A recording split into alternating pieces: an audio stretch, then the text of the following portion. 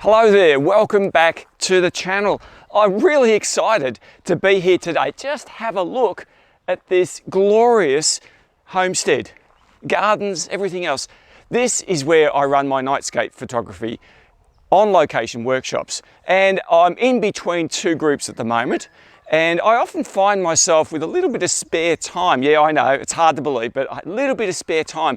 And so during a couple of nights, this is spread over 2 nights, I shot using a little bit of new gear. I've got myself a Zeapon slider and I've been doing time lapses, and I want to show you some of the results that I got. Now, I shot a number of locations, in fact 4 separate locations around the property here. I want to show you how I did that, the gear I used and my mindset going into it. So come on, let's go and have a look. Okay, so for this exercise, I used 2 camera and lens combinations. Now, firstly, this one's my Nikon Z6 Mark II with a Laowa 15mm f2, native Nikon Z mount.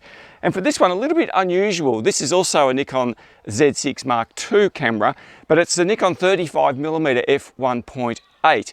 And you might be wondering, well, time-lapse, why would you choose a 35mm lens? Well, in this case, I'm going to show you because I was looking at getting that sort of bokeh out of focus background.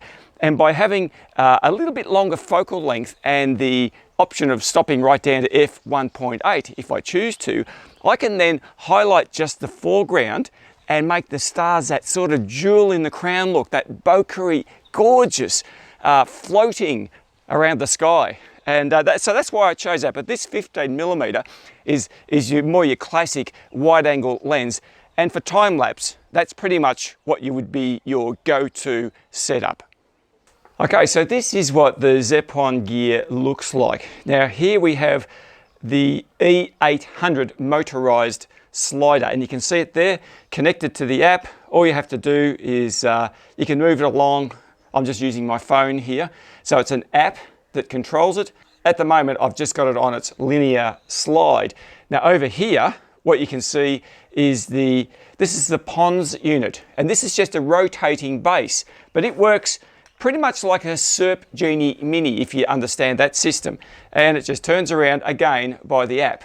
And that is very solid. I've had no trouble with this at all. Now, one thing I want to stress to you is that Zeapon actually sent me this slider, but I had already bought one. So I've already got one of these, but it was faulty. I had a broken belt, it just came brand new broken. Whereas this, I bought this as well, and no trouble at all with that. So they sent me another one anyway, so I want to thank them for that. And I think I'm going to do a more in-depth review on these products down the track. I want to use them more, particularly for day to night time lapse and maybe multi-axis time lapse, but I haven't got time to do that in this video. I just want to show you the basic operation of these units. So these are very similar to the Edelkrone. You probably know, if you follow my channel, you'll know that I have Edelkrone equipment. And to be honest with you, I've hardly used it. And the reason I hardly use it is because it's frustrated me to death. The app disconnects randomly, or you're out in the middle of a paddock somewhere and suddenly you've got a firmware upgrade on the app. It's just hopeless. It's really, I don't like it. So this one so far, for about a quarter of the price of the Edelkrone system, is doing the job for me. Now, there's a few things it doesn't have, like keyframing, smooth ins and smooth outs and things like that. And of course, it's made in China. But so far, for the results I'm getting here, I'm really happy with it. One thing I will say, the way that this mounts onto the tripod is very similar to the Edelkrone. In fact, it's probably just a direct copy of the Edelkrone. But it works well. I've actually got a quick release plate there. But it also has these struts here to support the weight when the camera gets over towards the edge. Because you can see when the camera gets over here, right over to the side there, it's a long way off center. And with my Edelkrone, it starts to bend and flex. There's no way of supporting. But what they've done, they've provided these support arms that clamp onto your tripod. So that's a good idea, and I think that works really well. The only thing I would say is that it's okay on a level surface. So if you want to operate it on the ground or on a tabletop or something like that, it's really, really good. But if you want to operate it on rough terrain like I have been, I spent a lot of time a lot of time trying to get this tripod level. And you can see here I've got the pretty heavy duty tripod. This is a Manfrotto A55, a metal tripod, and it's clamped down, and I've got the legs spread really wide, and that worked quite well, but it was difficult to get it low enough because this center column here was hitting the ground. I'm trying to investigate a way of getting the thing so it's only about this high off the ground. That's hard to do because these legs are too long. So it doesn't have a typical, say like a Serp GD magic carpet or something like that, where you can just bolt a tripod on each end. You can't do that. But nevertheless, overall, pretty good. I think the results I'm getting with this so far are great. It also comes in a nice carry bag, so you can actually pack this part of it away. It also uses Sony NPF batteries. I've got a truckload of those batteries, so that's a good thing because I don't have to keep going to buy proprietary batteries. And the other thing is the batteries last forever. I had these things going flat out for hours and hours and hours. This one went for 4 hours straight. That one was going for 3 hours, and the battery is still pretty much full. So I reckon you could go all night, day to night, night to day, all sorts of things like that without any trouble at all. And I haven't seen very much out there relating to time-lapse, and in particular, landscape astrophotography time-lapse, which is what I am doing with all of this equipment. You'll notice that I'm making very good use of low-level lighting. So I've got these on light stands, as you can see, just cheap light stands you buy on eBay, buy them anywhere. These are my trusty Z96 video lights. You've seen them before. One other light that I've been using for the same purpose, but this is much smaller, just a pocket version, is this Ulanzi. And this is an RGB light. Good little light. It's just something you can put in your pocket. Hasn't got the battery life, hasn't got the durability of these other lights, but it's color changeable, so I can make that any color I want. And I think that probably is an advantage in itself. I'm going to take you out there and show you how I actually used this gear and the subject matter and images that I shot. All right, now I know that you've seen this old Jaguar out here at the farm before, but I thought to myself, look, it is just rusting away here. And I thought, I've got to feature this baby again. I just love this car. Now you can see how low it is to the ground. So for me to get a time lapse of this worked nicely if I've got my slider right down on the ground. And so that's what I did. I decided to put the slider with the Laowa 15mm lens to shoot this. The Milky Way core comes up over that open horizon, which you can see down the back there. So being right down low on the ground here does make it fairly awkward. I had to set up these bits of wood. You can see these rocks I've placed down here, trying to keep everything in place so nothing would rock and move over. Because when you're shooting a linear sliding time lapse, you don't want anything moving. You don't want any bumps. You certainly don't want the camera or anything else toppling off the edge. So being so low to the ground, that was less of a problem, but of course the ground is not level here.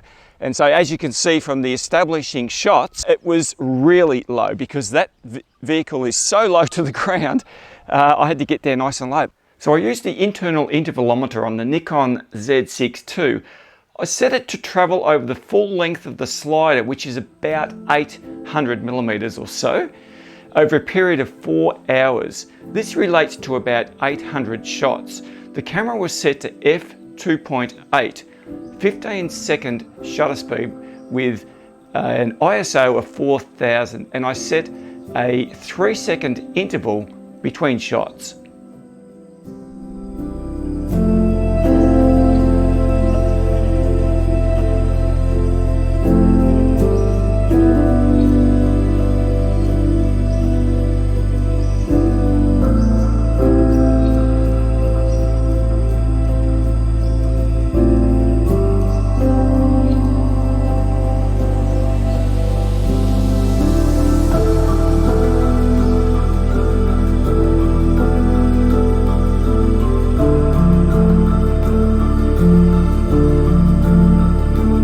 Out of all the subject matter on this farm, well, you've seen this one before. This old hay rake with these beautiful tines. And I just had to create a time lapse here of this. I've shot it many times before, just as a single frame, and with great outcome and good results. So the hard part about this composition is getting the camera low enough to shoot up into the sky. So as you can see here, I used the 35mm lens when I shot this composition. I had to have the camera about here. And you can see from the footage that I'm showing you, focused on the actual machine itself here, not on the stars. And my intention is to get that beautiful out of focus bokeh looking stars. To achieve that, I've got to open my lens pretty much wide open. So in this case, I shot it at f1.8. I was shooting 10-second shutter speeds at ISO 3200, and that gave me a good exposure on everything. But to make it work properly, I had to light this scene with low level lights, and the low level lighting was exactly the same as what I used, well, pretty much for everything that I did here. So when you're shooting a time lapse, you need to have low level lights on for the full duration of the shot. Now this went for 3 hours. So I'm here 3 hours. Well, I'm not here. I went and had a cup of tea. In fact, I went to bed. I was that tired because it was late in the night, early morning, Milky Way coming up in the background. But I had the light just over here, probably about here, on a very low setting and just shining. And the thing I love about this machine, it's got all these spokes in it. And because it's got the holes, the light comes through and it just makes this whole thing glow. And I think you can tell from the final result what that looks like. Now, one thing I do want to say about this particular shot, what you're seeing, or what you're going to see, is straight out of camera. Absolutely no post-processing. Now, yeah, I could post-process it, but I decided to show you exactly what it comes out as an MP4 video file. So one of the things I love, absolutely love about these Nikon Z6 Mark II cameras, I can shoot a full sequence of time-lapse images, and in this case it was about 800 photos, but at the same time it can actually create an MP4 video already done, all 800 images blended together into a 4K video straight out of camera, and I absolutely love that feature.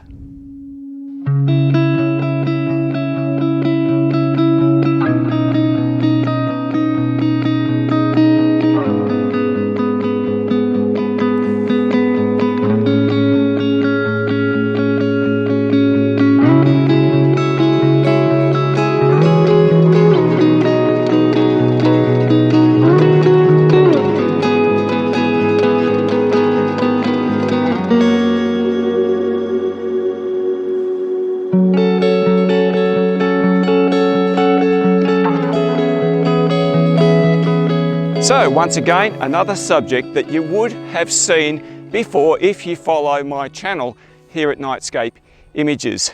So this old hay elevator, look, it's seen better days, let's face it. But you know what?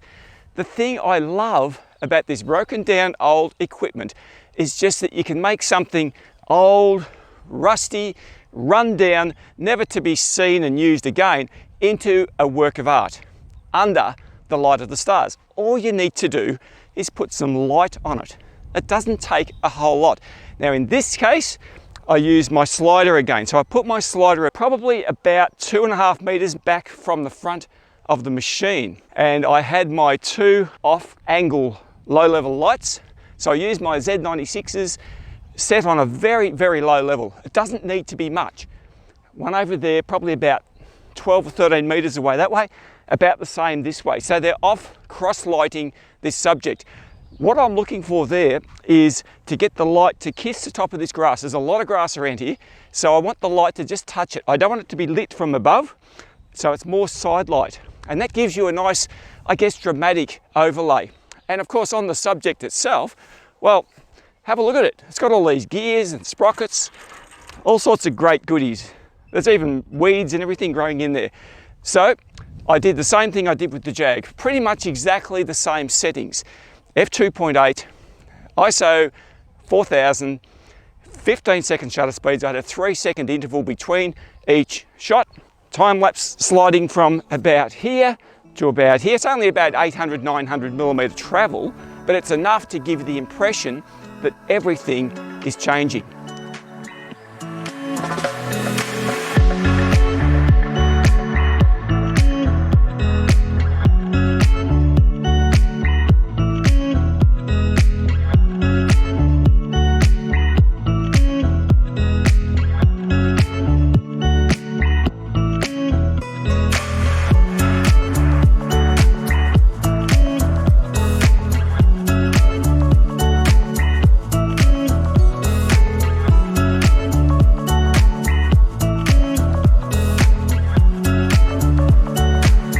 Okay, so for something completely different, I found this beautiful flowering shrub. Now, I am not a botanist by any stretch of the imagination, so I might need a bit of help identifying what this actually is. But nevertheless, it is absolutely gorgeous. And I thought to myself, maybe I can do that sort of that bokeh out of focus look using this flower, this stem here, as my main subject, because I've got this gorgeous open sky where the Milky Way core comes straight up over the back. And so what I did, I put my camera here. Now the camera was probably about a meter, maybe just less than a meter. Now, again, I'm using my 35mm f1.8 lens. This time I stopped down to about f2, only because the flower itself, I was losing a little bit of focus on it. This time, my intention was to use the Zeapon pons, which is the little rotating module. And I wanted to rotate the frame from here to here. And that was going to take 3 hours. So a very slow rotation, because the Milky Way actually does rotate in that direction as it comes up over the horizon down there. So my focus is on the flower. Lock down the tripod, set it up for a 3 hour, 10-second shutter speed, 3-second interval between each shot. Set it off using the app on the pons, on the Zeapon. It actually has been working pretty good. I've had a few issues with the app in the past, but it seems to be going okay. I'm using Android. I've heard a few people have problems with the Android app, but they're developing that all the time. But as far as I'm concerned, it was bulletproof. It worked really, really well. Now, for this shot to work properly, I don't want wind. So at the moment, it's a little bit of breeze, and you can see this is moving all over the place. So in a time lapse, when you have a lot of wind and things moving, it doesn't look so great, but it was pretty still last night. And I was wrapped, absolutely wrapped with this shot.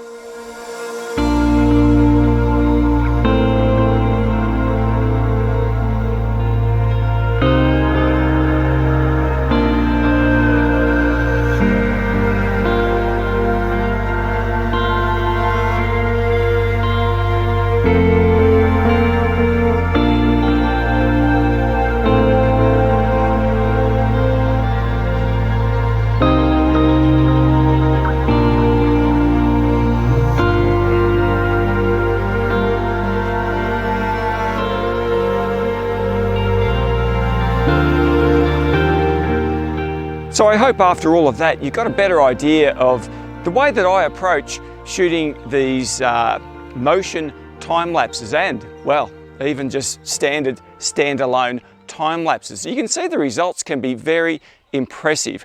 All right, well, thank you so much for joining me here today. I'm just going to go and relax. It's getting a bit warm. You look after yourself. Have a fantastic week. I'll see you next time.